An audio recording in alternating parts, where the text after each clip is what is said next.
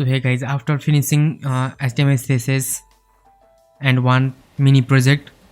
we have started our JavaScript tutorial. Previous video मा चाहिँ हामीले introduction to JavaScript हेरेको थियौं है। जस्तै फ्रेमवर्कहरु, एप्लिकेसनहरु के कस्तो छ JavaScript को हैन, जस्तै इन्ट्रोडक्सनहरु, हिस्ट्रीहरु हामीले चाहिँ हेरेको थियौं भने अब चाहिँ हामी चाहिँ के गर्छौं भन्दाखेरि चाहिँ हाम्रो JavaScript को ट्युटोरियललाई चाहिँ अगाडि बढाउँदाखेरि चाहिँ आज चाहिँ हामी फर्स्ट प्रोग्राम हेलो वर्ल्ड लेख्ने छौं हाम्रो JavaScript मा है। र त्यसको लागि चाहिँ म क्विकली के गर्छु त भन्दाखेरि चाहिँ हाम्रो यहाँनिर आएर म एउटा मेबी हाम्रो यो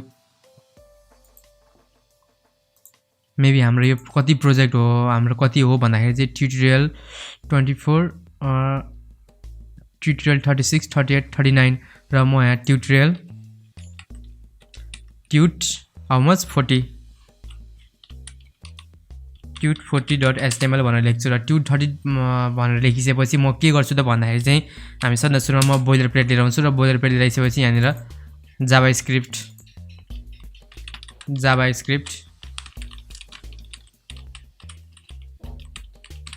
ट्युटोरियल्स मा हाल्छु र ट्युटोरियल्स मा हालिसकेपछि चाहिँ फर्स्ट अफ अल हामीले JavaScript लाई रन गर्नको लागि चाहिँ हामीलाई चाहिँ के चाहिन्छ त भन्दाखेरि चाहिँ हामीले JavaScript लाई लिंक गर्नुपर्ने हुन्छ। अब यो पनि जस्तै CSS मा मैले भनेको थिएँ एउटा इन्टर्नल हुन्छ र एउटा एक्सटर्नल हुन्छ। हामीले सिमिलरली JavaScript मा पनि हामी चाहिँ यसलाई चाहिँ JavaScript फाइलहरुलाई चाहिँ दुईवटा तरिकाले चाहिँ लिंक गर्न सक्छौं, एउटा इन्टर्नल र एउटा चाहिँ एक्सटर्नल। इन्टर्नल भनेको चाहिँ के हो भन्दाखेरि चाहिँ हामीले बडी भित्र हाम्रो जुन यो बडी छ, हामीले यो बडीको लास्टमा चाहिँ के गर्न सक्छौं भन्दाखेरि चाहिँ एउटा स्क्रिप्ट ट्याग लगाएर हाम्रो जति पनि JavaScript छ हाम्रो वेबसाइटको हामी यसलाई यसमा राख्न सक्छौं। JavaScript लाई चाहिँ इन्टर्नल रूपमा चाहिँ हामीले बडीको लास्ट पार्टमा राख्न सक्छौं। सिमिलरली अर्को हामीसँग हुन्छ इन्टर्नल र म यहाँ लेख्छु इन्टर्नल लिंक भन्छु र इन्टर्नल लिंकमा चाहिँ के हुन्छ भन्दाखेरि चाहिँ हामीले हेड सेक्सन भित्र चाहिँ के गर्न सक्छौं त भन्दाखेरि चाहिँ यहाँनिर चाहिँ स्क्रिप्ट ट्याग युज गर्न सक्छौं र स्क्रिप्टमा हामी src युज गर्न सक्छौं। यसरी लिंक गर्न सक्छौं हामीले हैन, यसरी लिंक गरेर हामी यसलाई युज गर्न पनि सक्छौं। सो यो कुराहरु चाहिँ हाम्रो के हुन्छ त भन्दाखेरि चाहिँ JavaScript को कुराहरु गर्दाखेरि चाहिँ हाम्रो आउँछ र हाम्रो अब फर्स्ट प्रोग्राम लेख्नु भन्दा अगाडि म हजुरलाई के गर्न चाहन्छु भन्दाखेरि चाहिँ यो JavaScript ES6 कोड स्निपेट भन्ने छ, यो एक्सटेन्सनलाई चाहिँ म इन्स्टल गर्नको लागि चाहिँ सजेस्ट गर्छु किनकि यसले हामीलाई JavaScript को वर्कफ्लोलाई चाहिँ अझै धेरै चाहिँ राम्रो बनाउँछ हैन, अझै फास्ट सँग चाहिँ हामी यसलाई चाहिँ युज गर्नको लागि चाहिँ हेल्प गर्छ यसले चाहिँ। सो यो चाहिँ VS कोड को लागि बनेको एक्सटेन्सन हो। सो यो चाहिँ इन्स्टल गर्नु होला र यो इन्स्टल गरिसकेपछि चाहिँ हजुरले यसको फीचर्सको बारेमा पढ्नु होला र यो JavaScript को लिंक गर्ने कुरा छ र हामी चाहिँ अब JavaScript को फर्स्ट प्रोग्राम चाहिँ लेखौं है।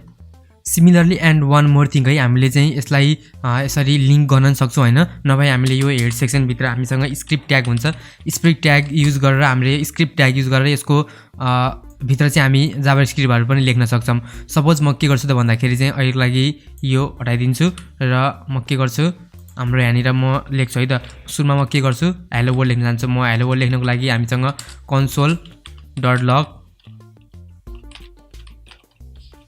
हेलो वर्ल्ड भन्ने हुन्छ र हेलो वर्ल्ड भन्ने भइसकेपछि चाहिँ अब हामीले चाहिँ के गर्यो त भन्दाखेरि चाहिँ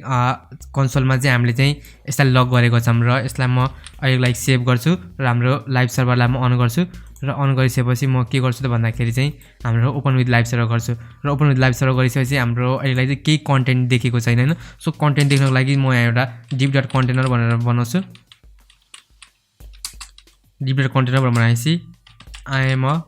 row भनेर म राख्छु र यति भनेर राखिसकेपछि लेट मी चेक। अब चाहिँ हाम्रो वेबसाइटमा चाहिँ केही देखिनुपर्छ र हाम्रो चाहिँ अब सरप्राइज है, यहाँनिर चाहिँ हजुरले लेख्न सक्नुहुन्छ। यदि हजुरले चाहिँ JavaScript चाहिँ यो भन्दा अगाडि स्टार्ट गर्नु भएन भने चाहिँ लेट मी टेल यु, हामीले जुन यो हेलो वर्ल्ड भनेर हामीले यहाँनिर यो प्रोग्राम लेखेको छौं, यो प्रोग्राम चाहिँ अब हाम्रो स्क्रिनमा देखेको छैन नि त। सो यो चाहिँ के हो भन्दा चाहिँ JavaScript चाहिँ एउटा यसले चाहिँ एउटा फंक्सनहरु इभेन्टहरु फायर गर्ने हो हैन। अब हामीले कन्सोलमा लग गरेको कारणले गर्दाखेरि चाहिँ यो हाम्रो चाहिँ यो कन्सोलमा चाहिँ आएर बसेको हुन्छ। एज यु क्यान सी यहाँनिर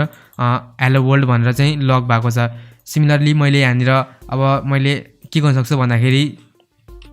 सेम कुरालाई जुन यो सेम कुरा छ यो हेलो वर्ल्ड भन्ने, यदि मैले यसलाई कपी गरेर मैले यहाँनिर यसमा लग गरे भने पनि मैले सेभ गर्छु। सेभ गरिसकेपछि चाहिँ एज यु क्यान सी अझै हाम्रो हेलो वर्ल्ड चाहिँ छ है, भने चाहिँ हामीले लिंक गरेको कुरा चाहिँ एकदम राइट छ हाम्रो। सिमिलरली हामी के गर्न सक्छौं त भन्दाखेरि चाहिँ जुन यो console.log गरेर चाहिँ हामीले यसलाई चाहिँ के गर्न सक्छौं त भन्दाखेरि चाहिँ म यहाँनिर tut40.js भनेर जावास्क्रिप्ट फाइल पनि बनाउन सक्छु र म यहाँ के गर्छु console नो रकेट साइन्स है म console.log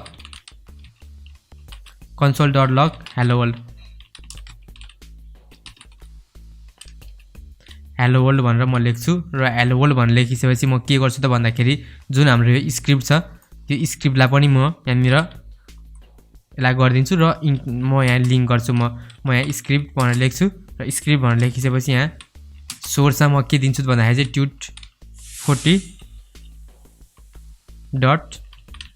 tut40.js भनेर म राख्छु र यदि हामीले यो लेखेको चाहिँ राइट छ भने चाहिँ के हुनुपर्छ भन्दाखेरि चाहिँ हाम्रो यो हेलो वर्ल्ड चाहिँ कन्सोलमा लग हुनुपर्छ है म सेभ गर्छु र सेभ गरिसकेपछि लेट मी चेक र कन्सोल आउँछु म र कन्सोलमा आइसकेपछि एज यु क्यान सी यहाँनिर हेलो वर्ल्ड भनेर आएको छ सपोज अब मैले यो हेलो वर्ल्ड भन्ने ठाउँमा म के गर्न चाहन्छु त भन्दाखेरि चाहिँ सपोज मैले यहाँनिर सुशान्त रिमाल भनेर मैले यहाँ राखेँ भने चाहिँ